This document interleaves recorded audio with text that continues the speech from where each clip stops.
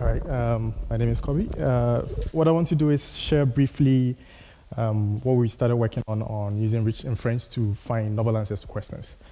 All right, so as we've heard in most of the talk today, the semantic web and the web of knowledge itself is gradually increasing. And the fact is most of the question answering systems that use these knowledge bases do expect to find answers which are either pre-stored in their knowledge base or asserted somehow in the data set. And that poses a limit to the kinds of questions that can be asked and the kind of answers you can get. So for instance, you have a question such as what will be the UK population in 2021? Okay. In most data sets, you would have asserted, for instance, the UK population in 1911, 1991, 2011. Okay, but then there are other facts there which are not asserted, but you can't sort of infer that from the existing knowledge base. So for instance, the population in 2021 and in 2020 and 2005, for instance, you wouldn't find explicitly there. Okay, so if you go to Wikipedia, for instance, you find a list of all the population for previous years, but then you didn't find these specific ones. Okay, so how do you answer these kinds of questions? How do you infer these novel answers from existing data sets? Now, current or previous question answering systems use very simple models. So for instance, you have a simple user interface to the user's question, and then a direct search through the knowledge base to see if you can find the exact fact or the triple that matches the question directly.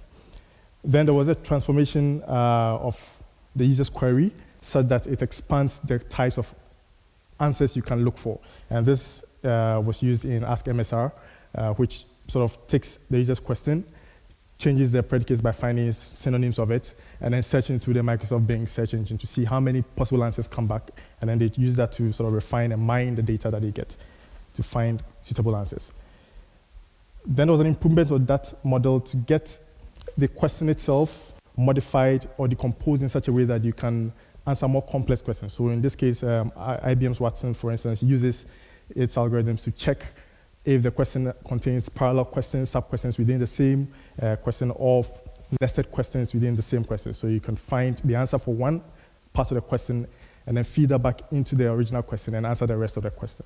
So these models use a bit more inference and some rules to help find suitable answers. But you notice that in all of these, the level of inference that is used limits the answers you get, because the answers are still dependent on the fact that the sub-questions, the sub-questions and the sub-answers you can find still need to be asserted directly within the knowledge base. And what we're proposing to do is to use a richer form of inference, which involves reasoning using locally curated data, a bit more use of heuristics and common sense knowledge, and then treating uncertainty within the answering process. So our proposed model looks very similar to the last model, but then we use a bit more of heuristics in both the question decomposition and the inference stage. Okay, so that same question we asked at the beginning, what would the UK population in 2021 be? A similar or a simple decomposition of that question to help us find or infer new novel answers would look like this. We could approach it by trying to get the factoid directly from the knowledge base if it exists. If it doesn't exist, we could decompose the original question by finding temporal or geospatial cues within the question and then decomposing along those lines. Otherwise, we could expand the predicates and see if there are synonyms of the same question that we could find answers to. And in some cases, as we found in data from Wikipedia and Wikipedia, is that you could find data that is not related to the answer directly, but then could help you calculate the solution to the problem. So for instance, you have change rate or the proportion.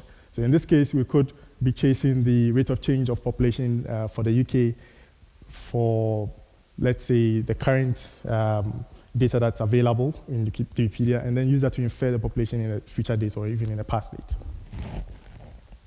Okay, so the reasoning and curation stage is key to the process. The idea is that we would use strategies that would help limit the current limitations that you'd have in the assumption that the knowledge contains the answers directly. That would basically involve searching large range of semantic data sets, also storing local triples and using graph databases in such a way that we could infer answers from that. And then also loosely coupling the original source data from the local data and the reasoning process that we do. So we have a bit more flexibility in how we can compute new answers from existing knowledge base. So that we can also combine graph-based approaches to inference as well as probabilistic inference methods. And then also take advantage of machine learning toolkits, which would be useful in computing new answers from existing data that we would find. So obviously the search space for answers is very large. So how do we limit that space? How do we find the exact information? What guides our search for information? How do we determine which functions would decompose our original question by? And then how do we make this process tractable so that it's completely sensible? We explore two kinds of heuristics. One we call the space heuristics, and then the second called the strategy heuristic. The idea for the space heuristic is to make the space or the search space much more manageable. An example of that is the use of the recognition heuristic by Curation and Todd. The idea that if you ask a question about some domain and you don't know much about that domain, okay, the fact that you've heard about it somewhere or you have limited information about that domain could guide you in answering the question. So if you ask the country with the largest population in the world, you most likely would have seen US somewhere, you'd have seen China somewhere, you'd have seen Russia somewhere. These sort of reduce the space within which you would have to reason about and find a suitable answer. And these processes can be used to guide the search for answers in our process as well. We also expect to use a bit more common sense knowledge from existing common sense data sets such as ConceptNet. And an example for the same question we asked is the population of UK. Okay, conceptually we don't know much about the word population and what it even means computationally. But then by finding simple facts such as population has context statistic, population is related to a number, population at location country, and census is related to population, could give us additional concepts that we could search around, sort of forming some smaller neighborhood within which to search for answers in knowledge bases. The strategy heuristic guides the process of decomposing the question. So we're basically going to parse the question and then look for cues that helps us know what filters out information that's not needed from a much bigger data set. So if we find temporal information such as dates or spatial information such as countries or locations or places, we could use that to help filter out information that is needed to answer the question. And by using that strategy also, we could follow multiple strategies giving us different answers, and that will help us compare and find out if the answers make sense or if they are too disparate such that it means we will not have a suitable answer. So this is a simple decomposition of the original question we started with. What would be the UK population in 2021?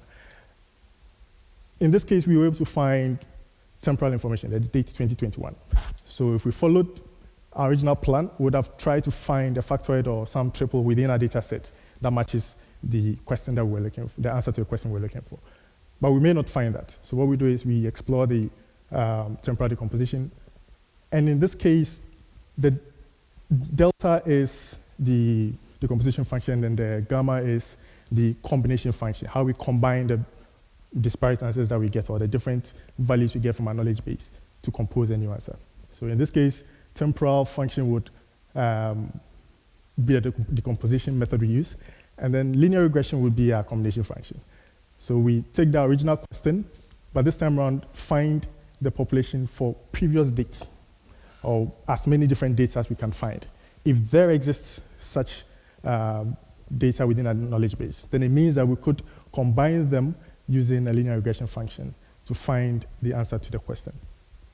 And because we would have to search for each of these from different knowledge bases, it's possible we could get the same values from different sources.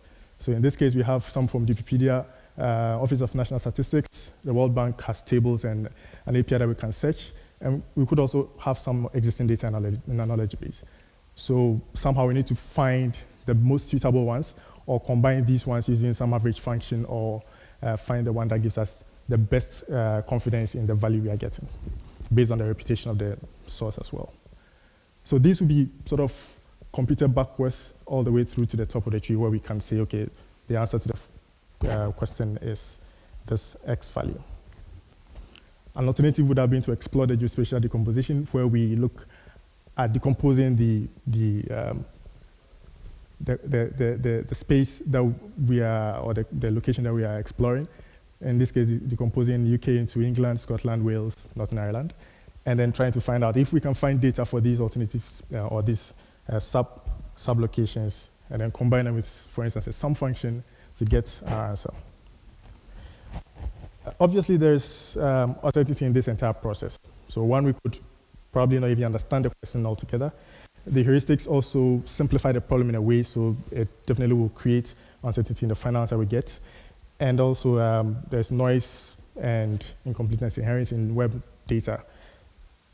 The first one is difficult to deal with, but then for the remaining two, we can pre-assign uncertainty weights to each of the space and search heuristics, so that every heuristic we apply, we sort of reduce our confidence in the value that we are going to get.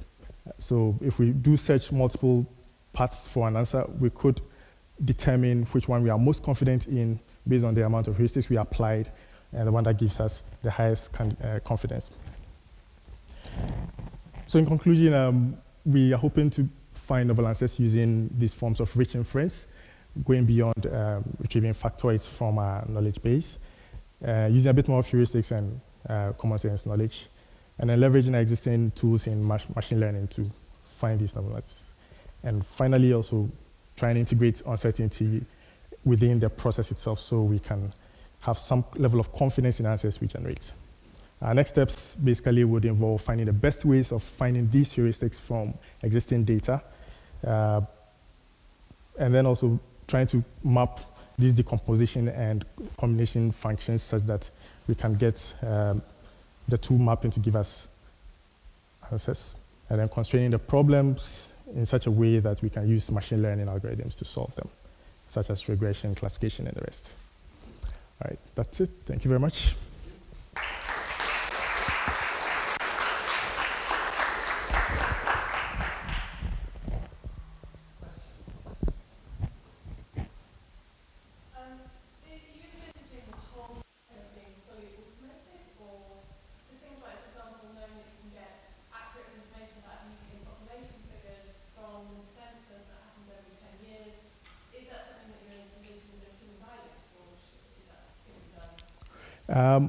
Currently, we are sort of manually restricting the knowledge bases that it searches, but the idea is to fully automate that process.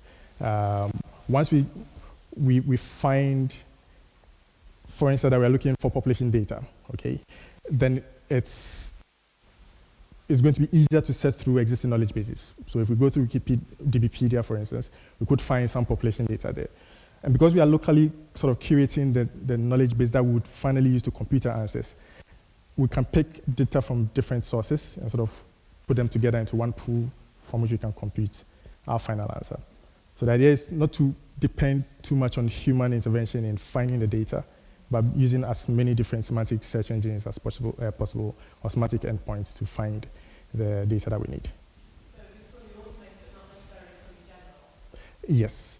There would be some guidance in the sources of data that would have to be sort of pre-assigned to the system from which it can search.